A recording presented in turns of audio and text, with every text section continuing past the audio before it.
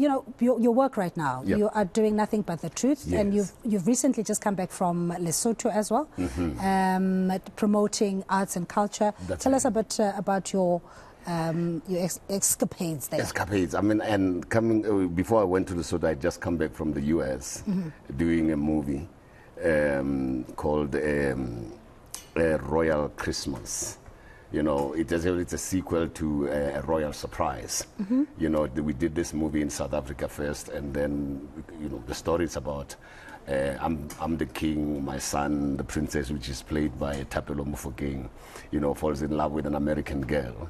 You know, so, you know, the Royal Surprise was him bringing this African-American woman.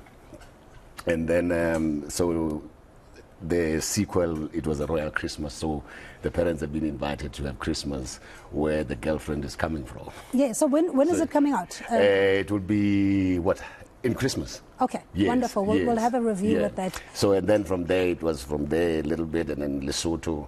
In Lesotho, there is a potential of us doing first a musical on King Moshoeshoe. But also, it is also my, you know, crusade to spread the arts. You know, when I came back from the UK, that's all I wanted to do, was to actually set up a performing arts academy, but never got the support that I needed. And in doing so, I was even intending to do my PhD by establishing the academy, because I wanted to train actors to be multilingual. It has never been done. And by training actors to be multilingual, you actually are elevating language, and also you creating, I mean, an actor who will be multilingual. Yes. English, Afrikaans, and all the other languages. It is social cohesion on two legs. Yeah, and I love that, because then you're not limiting yourself to only a certain language in terms of work that you can get to. Absolutely, absolutely. And also even the scope of work. I mean, if one play, I mean, you know, for instance, now we've got Nothing But the Truth. It's only written in English. Can you imagine now that play being translated in all the languages? Yeah. Speaking of languages, you also sign, by the way, which is something I discovered on your posts, because your daughter is deaf. It is, yes. He's got a hearing impairment. A hearing impairment. Wow. And is this self-taught, or did you have to? No, well, she's teaching me now. Yes. You know, when she grew older, then she's the one who was actually teaching me, you know, how to sign. And I think also we're glad we campaigned. That's at one point, in fact, during the 702 Walk the Talk, yes, and we campaigned to have, you know, sign language as a, what you call it, as an official language, and finally that is getting there. And the people who are of hearing, who've got hearing impairment, actually get a very raw deal in life, because they can't, many of them can't actually just even, you know, go to varsity. Yeah. Because, you know, you have to have, even going to school, you have to have an interpreter all the time. Yes. You know, and basically government is not really doing its fair share in securing that space. I love what you're saying about the importance of languages, and also equitably using our official languages, as we see with Chef Bobo. She's authored 2 books. So if those books were to be translated in all other languages, you've got a wider audience that you can reach. And, you know, and what made me actually, you know, awoke me to that was when I was in the UK, I did Othello. And it was a 400th year anniversary of the play. You know what I mean? Not of Shakespeare, of the play. And what has kept the play alive for all those years? It is because it was being performed by actors. Yeah. So when you're talking about performing artists, you're talking about a custodian of the living culture. And we are not training them in such a way that we preserve that. Okay, we're going to wrap up very soon, but Chef Bobo has dished up already umngqushu nenqina yenkomo negravy nomsopo kancane. Yes. So I think you're going to have to, with your permission of Paul, the wife, you allowed only poached eggs and boiled cabbage. Amen. You know. Chef Bobo, you can see September. You will see the weight in September. Yes, just please offer in Sello. spring, you know. Thank you very much. So there goes the diet again. Hey, uyazi ukhumbuza umuntu ekhaya, uyazi uyishaya. kakhulu. And then Ngeke inemele. Amaplate la angikhumbuza kugogo. Yes. Amaplate wesintu. So let's give this. Mawim. Mayo baba. Marabona, after this, yeah, you're gonna want to take a nap. All right, so let's come back to your play. Where can we see it? Nothing but the truth. I think it's only coming out. In fact, we had an earlier season in ending of March into April, and we had a successful run. It's actually a second run, public demand, backed by public demand. And I think I want to use this second run in order to honor those who were before me. My first acting lesson was from my uncle, Kenima Josie. Kenima Josie, Kenima Josie's mother and my father were the mothers were sisters.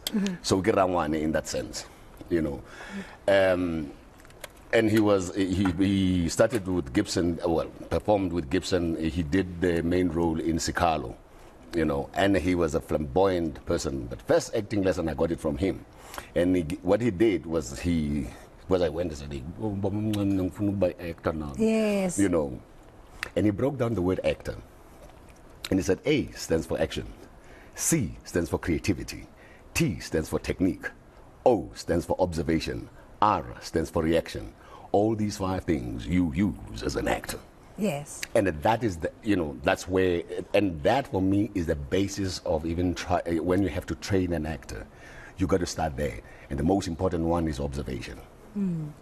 To not necessarily to read the room, but observation, to learn from others and to emulate that which you want to become. Learn, observe life around you, but also there's external and internal observation. Yeah. And internal observation is when you observe yourself. Yeah. You know, like for instance, what you were saying now. When I can't eat, because that is self-observation. Yes. That's And then now when you're going to have to act, because when you feeling that, you record it, you put it in your file, in your mind, and you remember the sensation. Yes. Exactly. Love it, love it. I wish we had more time. And Chef Bobo, so we have Baking with Chef Bobo. You can order the book on her WhatsApp. If you have a pen or paper, you're good with numbers and you can memorize. It's 083-480-9818. 083-480-9818. The food is delish, by the way. It's not something I'd have for breakfast ordinarily, but I just felt the pressure. You went to all this trouble to prepare the meal, so I just had to take a bite there. And Sello Maake kaNcube, blessings, and I appreciate you so much for making time for us. And I know it's just going to be from greatness to greatness for you as the new trajectory with Pearl behind you. You've got that wind, the tailwind. But it's a humble song, and even for South Africa to be in a better place. Yeah. No, really, really appreciate it. You look fantastic. Thank you, man. Thank you. And Bobo here, it's okay, you can take the selfie afterwards. Thank you so much, Chef Bobo. Just your message of inspiration. I know that people either have a side hustle or they're in a job that they're not passionate about and afraid to make that leap of faith. What is your message in living your truth? I'd say, what's going to help you is that sometimes just block the noise from the outside and go within, inside of you, and check what is it that you really want, what is it that you really like. Sometimes you will start that business, it's not going to be easy. But if it's something that you really want, prayer, talk to God, ask God. There's nothing that God wouldn't do for you. At times you pray, but it doesn't happen right at that time because you still need to go through training, patience, work hard, then everything is done. Chef Bobo, and that really, I think, resonates with all of us. You were saying about reflecting and understanding yourself and, that sensation. Your message of hope. I know there's, people are talking about interest rate hikes and... what Bobo said is just so poignant and so, and the thing is, people talk, we talk about passion. I was speaking to a friend of my wife yesterday, and she came with another word for passion, purpose. Purpose, yes. And I even said earlier on, work is love made visible.